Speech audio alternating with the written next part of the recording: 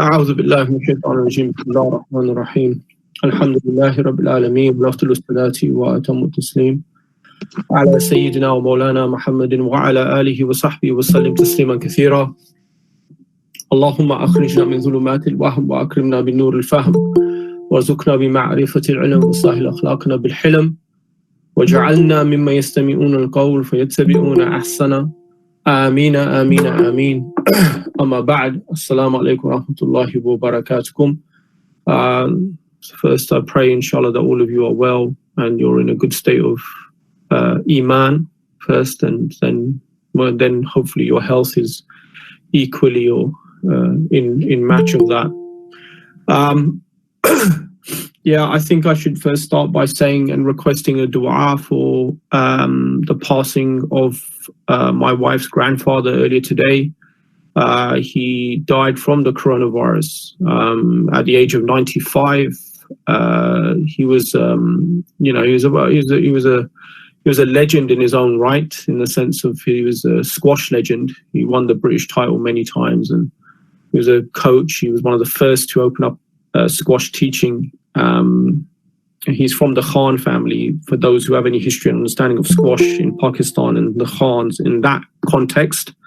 They are very, very well known for their for not just their skill in but their professionalism in that field of training squash and other racket sports. But squash was particularly a highlight for what they were known for, and he was from that. They're from that family. So I request that you, inshallah, will remember him in your du'as.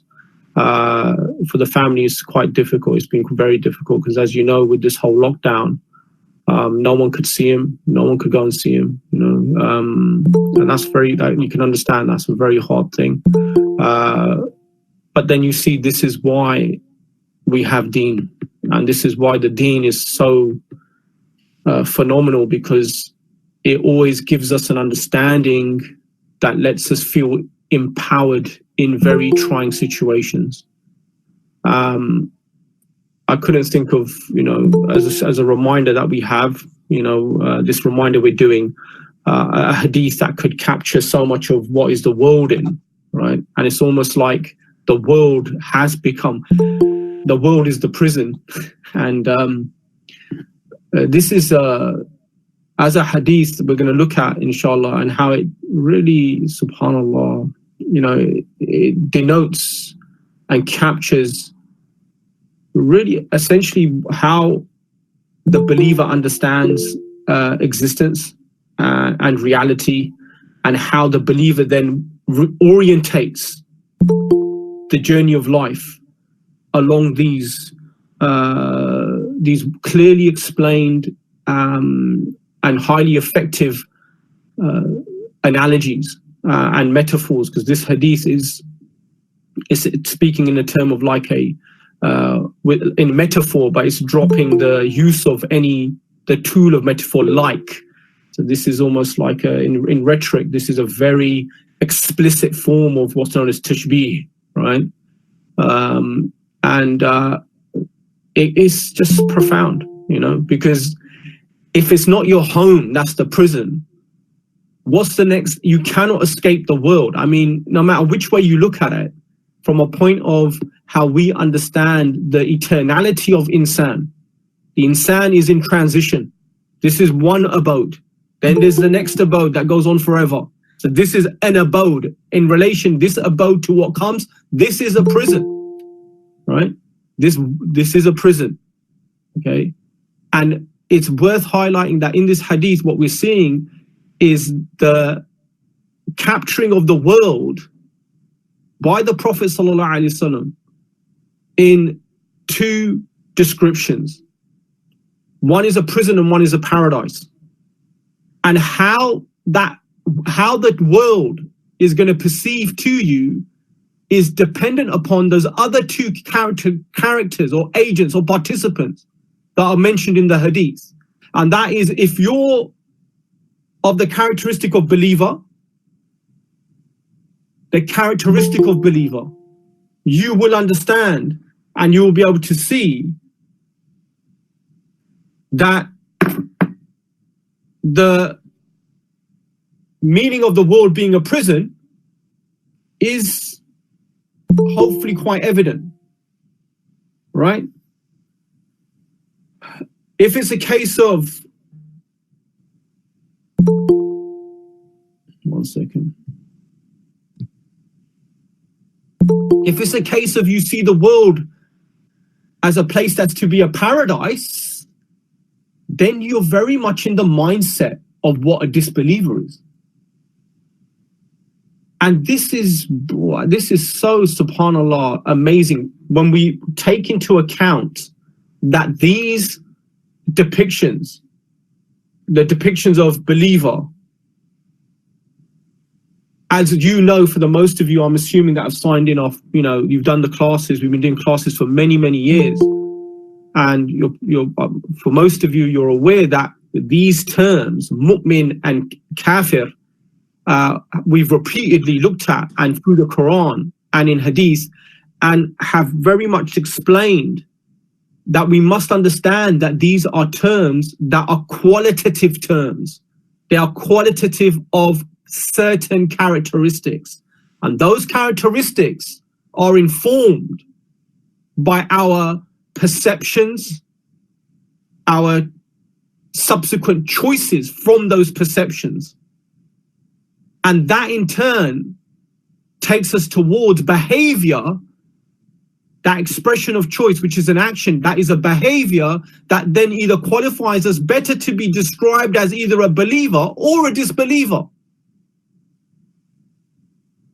So coming back to the hadith, in which you see the world is being presented against two descriptions here. The world is a prison, or you can say the world is a paradise. Now, what is so amazing is that then you see the prison part is going to be understood by who's a believer and sees it through an understanding of what it is to be a believer in Allah and that oneness and the divineness of Allah. And what we see now is Allah's Jalal, you know, His majesty is showing itself. And for the believer, this is even more a sign of time to be humble, even though you may not have been before, time to ask for forgiveness for our wrongs, for each other, for those who are passing away, right? That then becomes the significant reference of Tawbah, because you see, that is what we understand as a sign in the current situation. That's why, because the believer is not looking at the world to be utopian or for it to be the place of perfection. And this is a very, very important point when it comes to dunya. The dunya, we do not delude ourselves in trying to make it an expectation that it will fulfill our dreams. It is not about that. It is about respecting the dunya and taking the asbab of dunya. Like in the Quran, it says it to the Prophet sallallahu alaihi wasallam, وَلَا تَنْسَى نَصِيبَكَ مِنَ الدُّنْيَا, in Surah Qasas. Don't forget your nasib, your portion of dunya. We respect dunya. We have an admiration for the ni'am of dunya and for the blessings of dunya. But the dunya, essentially we see it as what? It's a prison. And the prison, you ever want to be in a prison, you recognize you don't want it to be there forever. And no matter how you look at it, this is a prison that is short term, even if it is our entire life, because it's a life sentence in relation to what comes. It's not even a sentence, it's a blinking of an eye. And that is why this is, in that sense, this is a prison in the believer's understanding of that there is going to come the release. And that is a release that is going to go to the abode that was eternal, that is not temporal. While for the condition of disbelief, the obsession is to make the prison the paradise. The prison they in the end have to leave. But yet we get, and this is now, you got to see who's running out getting all the toilet paper. Who's trying to get all the sanitizers? This is not, that is a very significant question. Because all of what fitna, you see this, we're in a fitna, right? This is a trial. And what a fitna does, it starts to really question our responses of Iman. How is our responses being situated in Iman? In what perspective our response is being situated in? I'm not saying you don't take precautions. Of course you do. But to what extent? Is it being done without really knowing who is in charge? This is why the great aphorism of Ibn Ata'illah, where he says, لا تستغرب وقوع الأقدار ما دمت في هذه الدار فإنها ما أبرزت إلا وهو مستحق وصفها وواجب نعتها. Ibn Ata'illah he basically says here, don't be taken back by the vicissitudes that occur in this world as long as you're in it. For indeed, what comes forth is only that which is deserving and correct and which is necessary for it to be called the world. So what he basically says in another way that is that this world is quintessentially a place of vicissitude. And he uses the term aqdar, which is really an amazing word, because they use this term qadir for muddy water. And when you have muddy water, what happens is you stir it and all the water goes murky, doesn't it? That's what it's like when you're in the fitna. It's like everything goes murky. But then, the salient nature of the mud is that it ends up sitting back down at the bottom of the surface once it stops being stirred, right? And it can give you the impression the water's clearer. But really the mud is always there. And all it takes is a little stirring and you're back to being murky again. And that is very much like the essential understanding of Allah's decree. Allah's decree is as fluid as the changing of how water can change in that context. And the believer is the one that surrenders to this. Doesn't try and change, doesn't try and fight the tide in the other way. The believer rides with the tide and knows that their ship is on course to the hereafter. As Imam Nawawi said in his introduction of Riyadh al-Salihin, that many have taken this world, in many different. He said, "Then what do the righteous do? They've taken this world as an abyss that they have to sail over, and they've taken righteous actions as their sailing ships."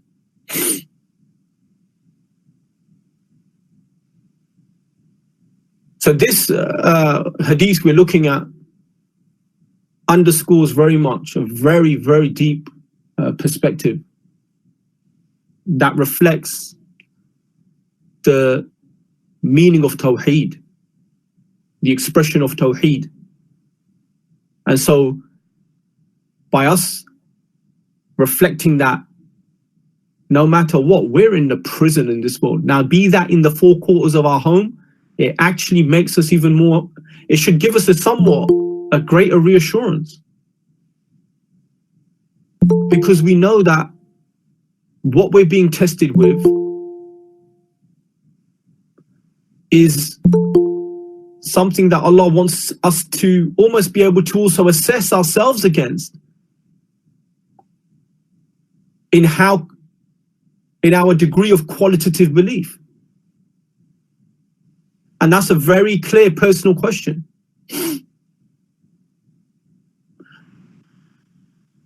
You look at what Sayyidina Yusuf says, this is in Surah Yusuf, قَالَ رَبِّي السِّجْنُ أَحَبُّ إِلَيَّ مِمَّا يَدْعُونَنِي إِلَيْهِ وَإِلَّا أَن تَصْرِفَ عَنِّي كَيْدَهُنَّ أَصَبُّ إِلَيْهِنَّ وَأَكُنْ مِنَ الْجَاهِلِينَ. Now what is fascinating about this is what? The statement here of Sayyidina Yusuf, where he's making dua to Allah to put him in prison. He's saying, stick me in prison, because for that I love most. Given to what? The situation I'm in, the alternative is something I don't want to go anywhere near. Now, you know what? Again, you look at that. That is the book of Allah. You look at what Sayyidina Yusuf is saying there. He's analyzing his situation so specific to what's on the table. And he's identifying that what is on the table there as options. The best thing now for me is prison. Now, why I make that point is because we tend to overly, what's the word? You kind of make it so sentimental the stories of Quran and prophets and everything, that we tend to just lose the amazing, specific, practical behaviors that are so informing of how we should think about how to respond in times of fitna. Because coming back to what I just said about the almost, it's like putting prophets in places that make them unrelatable in what, like super, what's the term they use? Hagiographic, is like super biographical, or just all miracle, right? You know what I'm trying to say, I hope. Like, it's just all miracle. The problem you've got there now is what? That if you're seeing prophets just purely in that light, you're going to be pretty shook even here, because why didn't Yusuf just ask Allah, just open the prison wall as a miracle? I'll walk out and carry on. What's that to do? That's simple. And it's a prophet, you could ask for that. And based upon our understanding of miracles and mu'jizat, that's totally reasonable. But he does not do that. And Allah doesn't make him even ask for that, because he has adab with Allah and he knows what is the sunnah of Allah. La tahdeela li sunnah. You cannot change the sunnah of Allah. And believers, when we recognize our environment, our situation, we don't run off into some never ending land trying to think that that's our situation. And based upon that, we start making behavioral choices. No, we face the reality that we're in a way that hopefully informs us to make the choices that are pleasing to Allah subhanahu wa ta'ala. And if we come back to the more specific thing here of what I was referring to Surah Yusuf, of his saying that, the prison is more beloved to me than what I was being called to, what we can understand from that is Allah is the most important thing, not the situation. So I started about requesting prayers for, my wife's granddad. And I spoke about the test of that, didn't I? Like, no one can be. But now think about this. He died from a pandemic, which puts him amongst those that die from the category of a shaheed. And inshallah, Allah writes him from those who get the ajr of shaheed. Once in a generation, something like this happens. He's someone that marks a generation. Allah writes it for him to be a participant in something like that inshallah is going to serve him as an immense reward in his stage of eternality.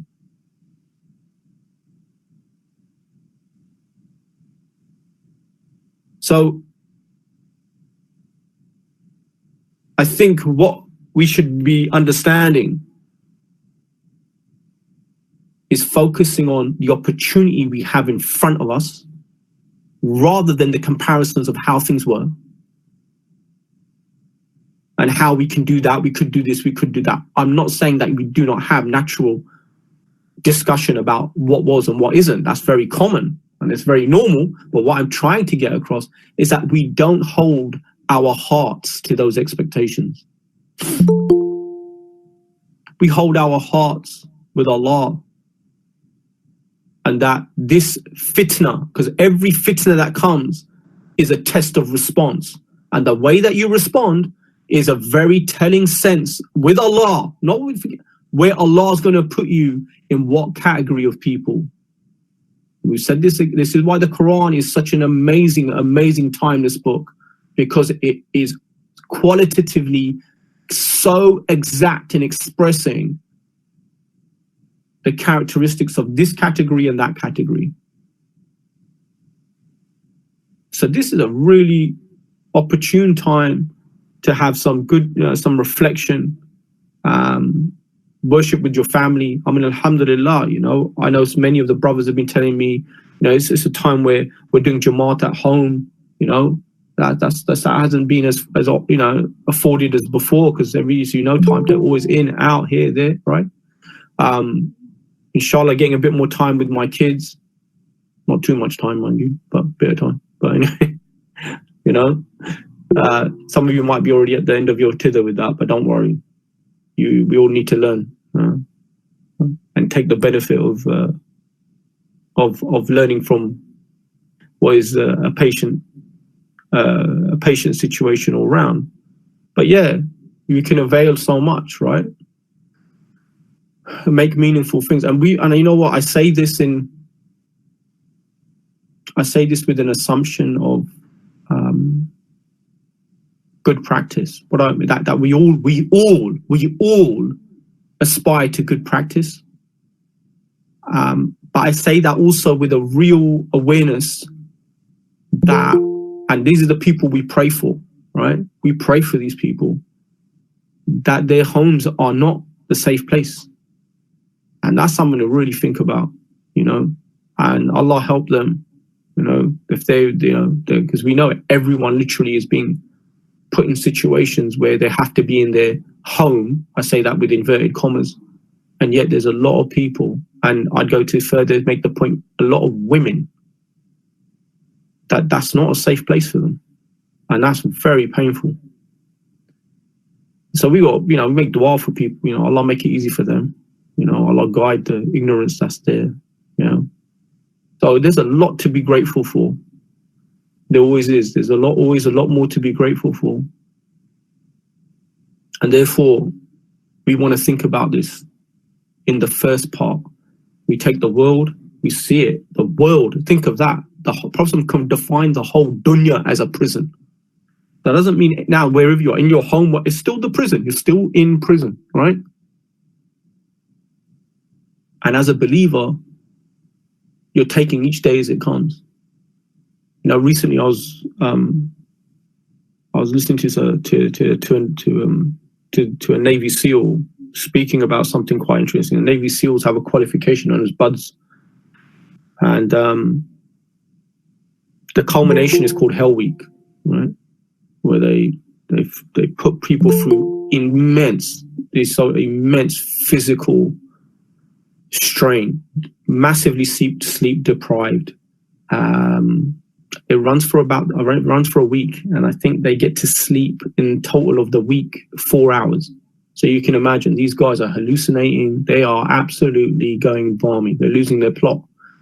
But at the same time, you know, he says that we've got doctors constantly watching them, etc., etc. The point I'm trying to get to is this: why do they do that? And he's the trainer, so he's gone through it all. He's a retired SEAL, so he knows. You know, he's speaking from the experience. And he goes, he said, we do that because we take people to the extreme point of physical test and exhaustion, because then it exposes how they are mentally, right? And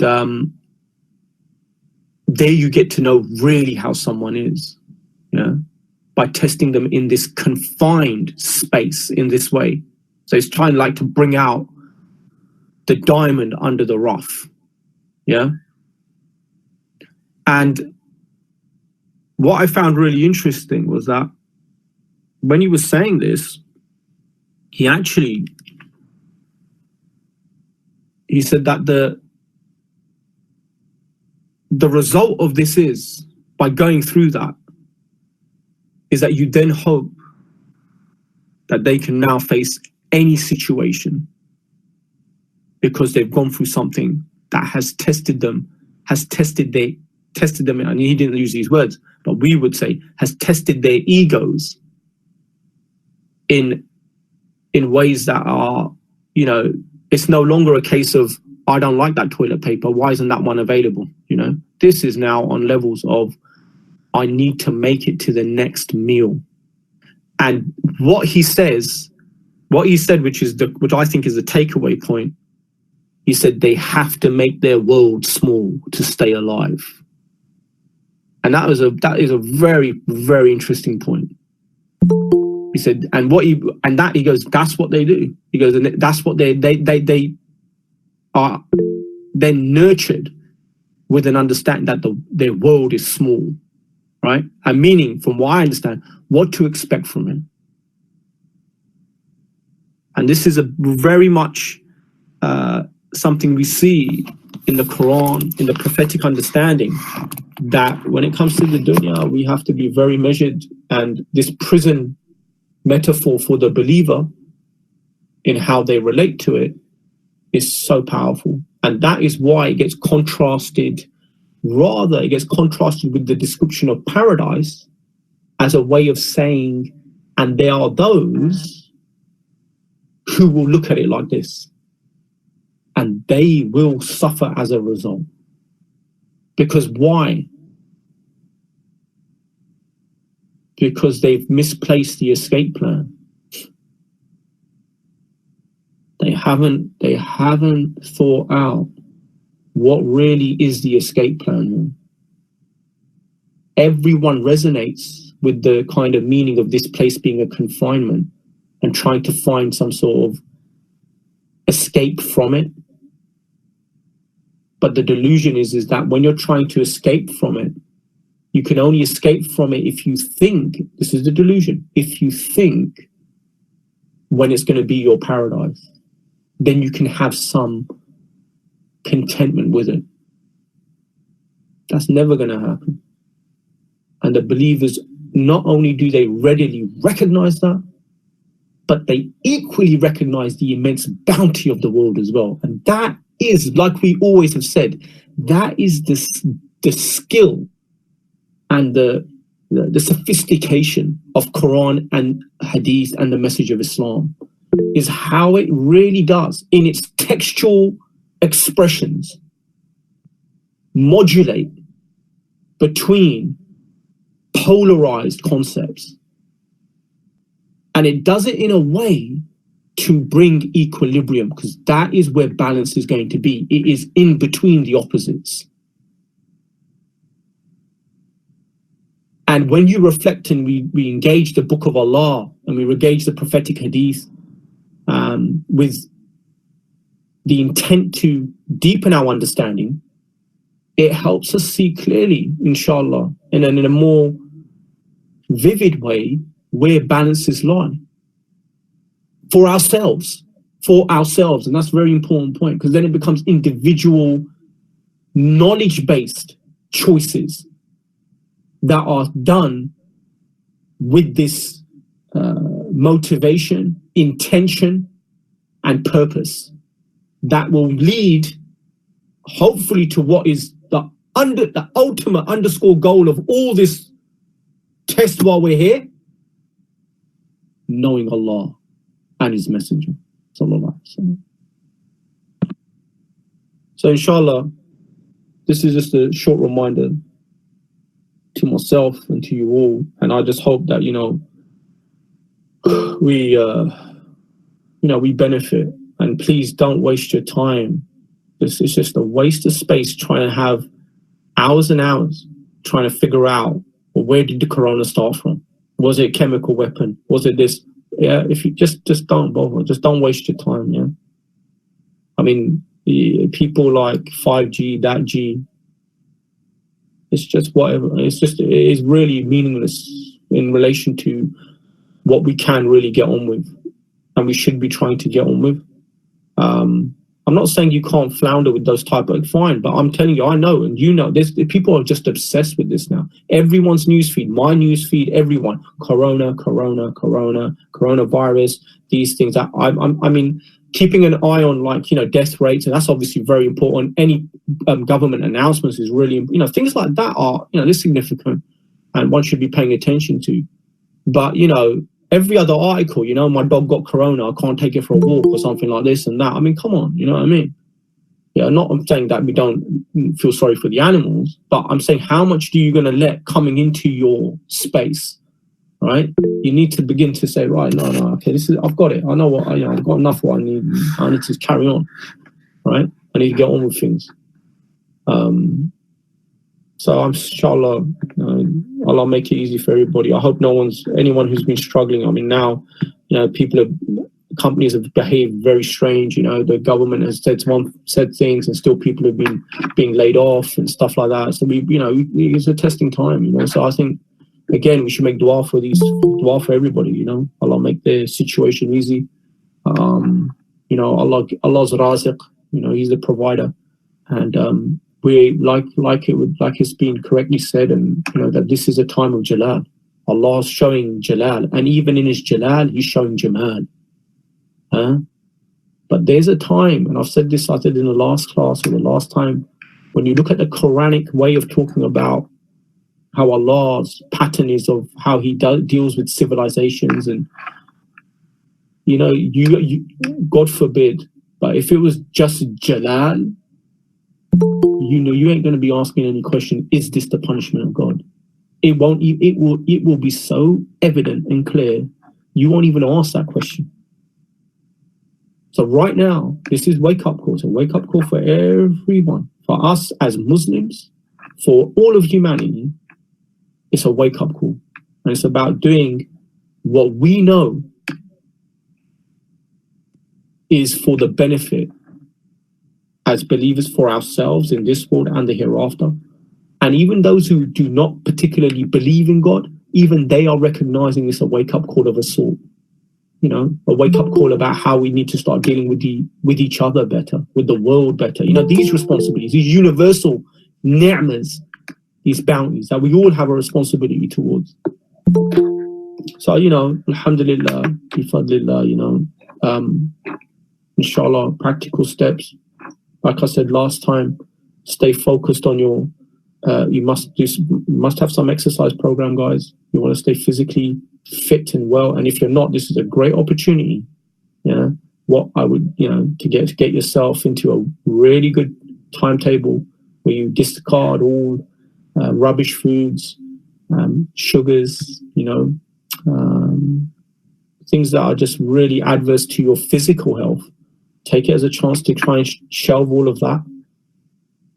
Have your physical exercise, have a form of prayer and dhikr that you want to have in addition to the prayers that you're hopefully keeping to in the home, and time with the family. If you've got children, what time you want to do with them certain things, read certain things, cover certain things. It doesn't have to be overly organized, but giving some time that, let's look at this, what about this, have a discussions, if the kids are old enough, engaging their ideas about stuff. It's really can be, alhamdulillah, something very beneficial, right? So this is what we try and do. We're believers in a prison, but we make benefit of that prison. We don't get obsessed with the fact that we're in a prison. We accept we're in a prison because we know what comes after it is, inshallah, a whole lot better. So, Allah give us all tawfiq, jazakallah khair. I was intending to just say a few words, and that was really it. That's a short reminder.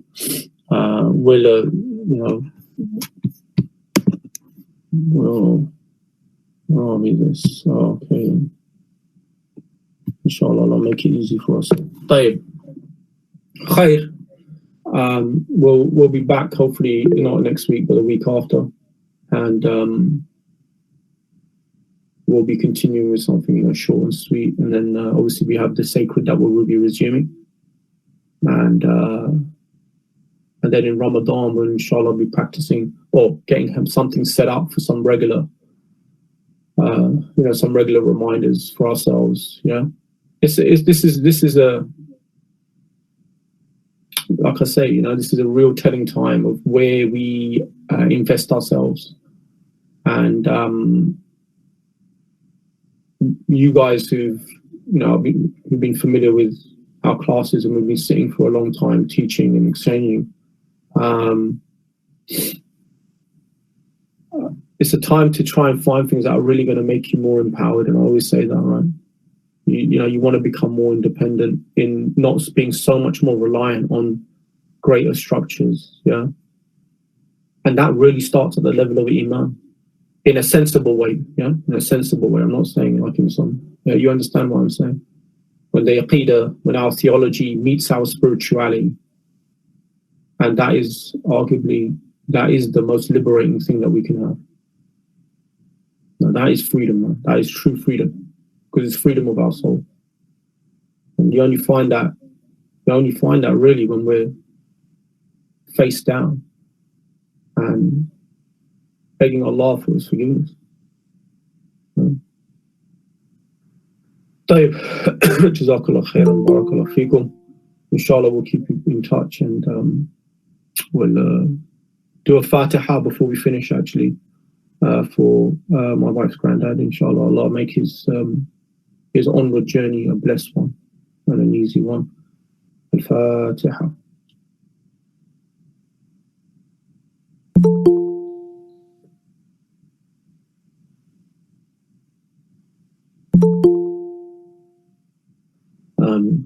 Jazakumullah khairan, barakallah feekum. Inshallah, we will meet soon, and Allah preserve and protect you all. Wa alaikum salam.